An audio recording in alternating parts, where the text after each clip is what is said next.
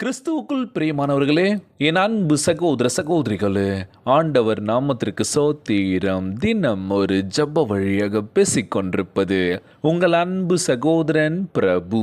எப்படிங்க இருக்கீங்க? இன்றைய நாள் எப்படிங்க போச்சு உங்களுக்கு? மகிழ்ச்சியாக இருந்தீங்களா? எப்போவுமே சந்தோஷமாக இருங்க. நம் ஆண்டவராகிய இயேசு கிறிஸ்து கேட்கின்ற எவனும் பெற்றுக்கொள்கின்றான், தேடுகின்றவன் கண்டடைகின்றான், தட்டுகின்றவனுக்கு திறக்கப்படும் என்று வாக்குறுத்திருக்கின்றார். மத்தேயு 7ஆம் அதிகாரம் இறை திருவசனம் 8ல் சூப்பராக கொடுத்துருக்காருல. கேட்கின்ற எவனும் பெற்றுக்கொள்கின்றான், தேடுகின்றவன் கண்டடைகின்றான், தட்டுகின்றவனுக்கு திறக்கப்படும். இன்றைக்கி நம்மளுடைய வாழ்க்கையில் கேட்குறோம், எதுவுமே கிடைக்கலല്ലോ. கேட்டு கேட்டு அடப்போடா அப்படின்னு சொல்லி விட்டு போன தருணங்கள்லாம் நிறைய இருக்கிறது வாழ்க்கையில். எங்களுக்கான ஒரு நியாயத்தை கேட்கும்போது கூட யாருமே காது கொடுத்து கேட்குறதுக்கு முன் வரல.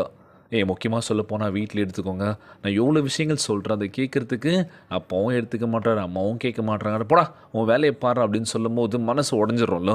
நான் எவ்வளோ கஷ்டப்பட ஒரு ப்ரெசன்டேஷன் பண்ணுறேன் பிரதர், அதை நான் வீட்டில் ஃபஸ்ட்டு தான் சொல்கிறேன், உனக்கு இதெல்லாம் வராது அப்படின்னு சொல்லி நம்ம என்ன பண்ணுறோம், தட்டி கழிக்கின்ற பொழுது என்னடா இது அப்படின்னு அப்செட் ஆகிறோம்ல.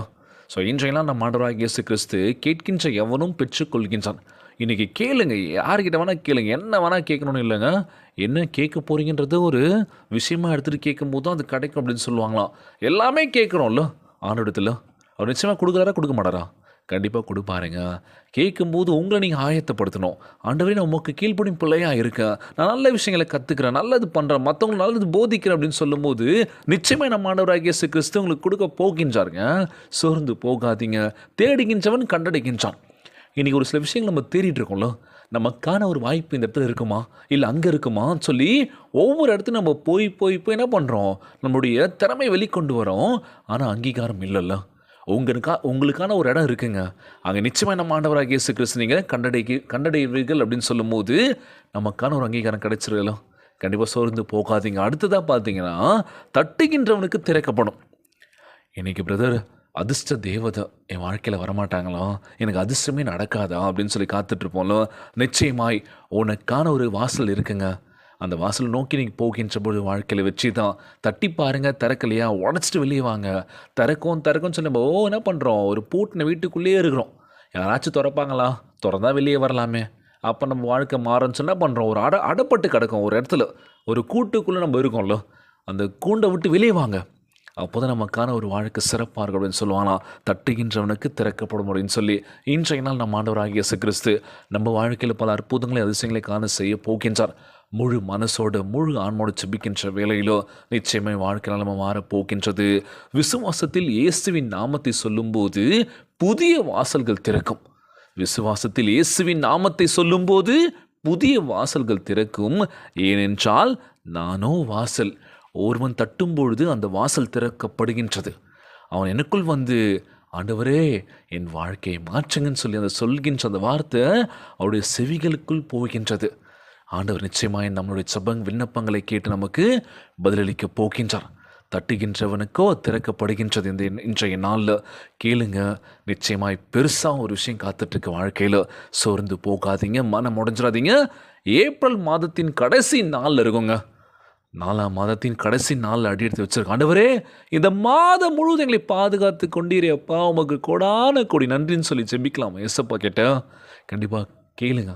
ஆண்டவரே இந்த மாதம் முழுவதும் எங்களை பத்திரமாய் பாதுகாத்தது போல பிறக்கின்ற மே மாதம், அடுத்த மாதம், நாளைக்கு 5ஆம் மாதத்தில் நாங்கள் அடி எடுத்து வைக்க போகிறோம். ஒவ்வொரு மாதமும் எங்கள் வாழ்க்கையில் ஏதோ ஒரு விஷயம் பிறக்க போகின்றது. அந்த மாதிரி தான் நினச்சிக்கிறோம். இந்த நாள் மாறாதா, இந்த மாதம் மாறாதா, இல்லை அடுத்த மாதம் மாறாதான்னு சொல்லி ஒவ்வொரு நாள் நாங்கள் கடந்து போகும்போது வாழ்க்கையில் மாற்றங்கள் கண்டிப்பாக இருக்குல்ல. உங்களை நீங்கள் தயார்படுத்திக்கோங்க. எப்போ என்ன வேணால் நடக்கலாம். சோர்ந்து போகாதீங்க. யார் என்ன சொன்னாலும் கலங்காதீங்க. நிச்சயமாக வாழ்க்கையில் வெற்றி கிடைக்குங்க. அது மட்டும் இல்லாமல் இன்றைக்கி ஒரு முக்கியமான நாளில் என்ன நாள், இன்றைக்கி அக்ஷய திருதி அப்படின்னு சொல்லுவாங்களாம். தங்கம் வாங்கணும், நகை வாங்கணும்னு சொல்லி என்ன பண்ணுவாங்க, ஒவ்வொரு நகை கடையிலும் ஏகப்பட்ட கூட்டங்கள். அப்படி இருந்தாலும் நம்மக்கிட்ட நிறைய நகைகள் இருக்கலாம், நிறைய எல்லா விஷயங்களும் இருக்கலாம். ஆனால் ஒரே ஒரு நகை மட்டும் தான் வாழ்க்கைக்கு நிரந்தரம் அப்படின்னு சொல்லுவாங்களாம். அது என்ன நகை அப்படின்னா புன்னகை. இந்த புன்னகை மட்டும்தான் வாழ்க்கைக்கு நிரந்தரம். வாய் விட்டு சிரித்தால் நோய் விட்டு போகும் அப்படின்னு சொல்லுவாங்களாம். சிரிச்சுக்கிட்டு வாழ்க்கையை சந்தோஷமாக என்ஜாய் பண்ணுங்க. தினந்தோறும் ஜெபியுங்கள். இல்லாதவர்களுக்கு கொடுத்து உதவுங்கள். இன்றைய நாள் ஜபத்திற்குள்ளாக பயணிப்போமா? எங்களை மிகவும் அதிகமாய் நேசிக்கின்ற அன்புள்ள ஆண்டவராகிய இயேசுவே, இன்றைய நாள் வாக்குறுதி வசனத்திற்காக நன்றி ராஜா. ஆண்டவரே, இயேசு என்னும் உம்முடைய வல்லமையுள்ள நாமத்திற்காக சோத்திரம் அப்பா. இந்த உலகத்தில் இருக்கின்றவளை விட நீர் பெரியவர். உண்மையை நம்பி இருக்கின்ற ஆண்டவரே, நீர் சிலுவையில் வெற்றியை சிறந்திருக்கின்றப்பா. பிசாசுக்களை துரத்தும் ராஜா, பயத்தின் ஆவி, திகிலின் ஆவி, சோர்வின் ஆவி முற்றிலுமாய் மறையட்டும் தகப்பனே. இப்பொழுது உம்முடைய பரிசுத்த ஆவியினால் இடம் கொள்ளாமல் போக மட்டுமே செய்வீராக ஆண்டவரே. எங்களை விட்டு விலக வேண்டும் என்று கேட்கிறான் ஆண்டவரே. இந்த பிசாசின் பிடியிலிருந்து எங்கள் வாழ்க்கையை விடுதலான ஒரு வாழ்க்கையை கொடுங்க இயேசப்பா. பரிசுத்தத்தின் வாழ்க்கையை கொடுங்க ஆண்டவரே.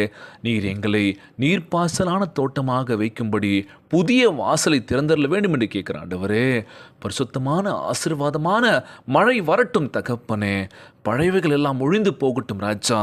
எல்லாம் புதிதாக வேண்டும் என்று கேட்கிறான் ஆண்டவரே. எங்கள் வாழ்க்கையில் எல்லாமே புதுசாக கொடுங்க இயேசப்பா. பழையவற்றையெல்லாம் போட்டோம் ஆண்டவரே. பழசை பற்றி நான் நினச்சி எங்கள் வாழ்க்கை தான் போச்சு. இப்பொழுதே எங்கள் வாழ்க்கையில் புதிதான ஒரு எண்ணங்களையும் புதிதான ஒரு செயல் ஆற்றலையும் கொடுக்க வேண்டும் என்று கேட்குறேன் இயேசப்பா. எல்லாவற்றையும் நீர் புதிதாய் சிருஷ்டித்து கொடுப்பதற்காக நன்றி ஆண்டவரே. எங்களை முழு பலத்தோடு முழு பரிசுத்தத்தோடு எங்களை மாற்றுவீராக.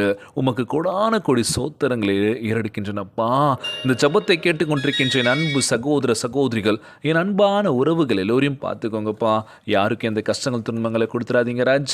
நோய் நொடியினால் அவதிப்பட்டு கொண்டிருக்கின்ற ஒவ்வொரு சகோதர சகோதரிகளை உமது கரங்களால் தொட்டு நோயில் அகற்றி போடுவீராக. உம்மால் கூடாத காரியம் ஒன்றுமில்லை ஆண்டவரே. எல்லோரையும் பார்த்துக்கோங்கப்பா. இன்றைய நாள் ஜெபம் இயேசுவின் விலையேற பெற்ற நாமத்தினாலே ஜெபிக்கின்றேன் நல்ல பிதாவே, ஆமேன் ஆமேன். இயேசுவுக்கே புகழ், இயேசுவுக்கே நன்றி. மரியே வாழ்க. God bless you all.